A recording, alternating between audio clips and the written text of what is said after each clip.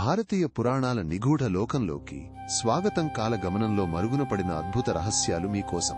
ఈ కథలు ప్రాచీన గుహల్లో దాగి ఉన్న అపురూప చిత్రాల వలె. వాటిని మనం శ్రద్ధగా పరిశీలిస్తేనే అసలు సౌందర్యంలోతైన అర్థం దర్శనమిస్తాయి. కురుక్షేత్ర యుద్ధంలో యుద్ధభూమిని పవిత్రం చేయటానికి శ్రీకృష్ణుడు తన చేతిలోని పాంచజన్య శంఖాన్ని ధ్వనింపజేసే సకల పాపాలను ప్రక్షాళన చేశాడని తక్కువ మందికి తెలుసు. బ్రహ్మదేవుడు తన సృష్టిలో మొదట రాత్రిని సృష్టించాడని, చీకటి నుండి కాంతి ఆవిర్భవిస్తుందనే లోతైన తత్వజ్ఞానానికి ఇది ప్రతీక.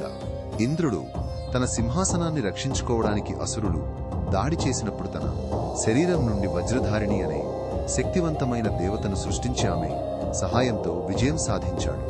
పవిత్ర గంగానది భూమిపైకి ప్రవహించినప్పుడు దాని ఉగ్ర వేగాన్ని తగ్గించడాన్ని హిమాలయాల్లోని దివ్యమైన జనన వృక్షాలు తమ వేళ్లతో నదిని అడ్డుకొని జీవరాశిని కాపాడాయి.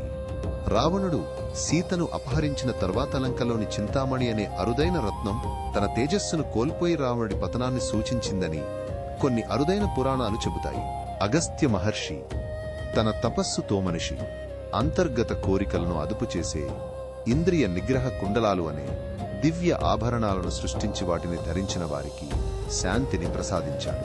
విష్ణువు మోహిని అవతారం ధరించిన తర్వాత ఆమె అందం నుండి వెలువడిన సుగంధం విశ్వమంతా వ్యాపించిందని, అది సకల జీవులలో ప్రేమాకర్షణలకు మూలమైందని కొన్ని పురాణాలు వివరిస్తాయి. కర్ణుడు తన యుద్ధ కవచ కుండలాలను దానం చేసిన తర్వాత సూర్యదేవుడు అతనికి సకల అస్త్ర విజయ మంత్రమనే రహస్య మంత్రాన్ని బోధించి అతని వీరత్వాన్ని కాపాడాడు.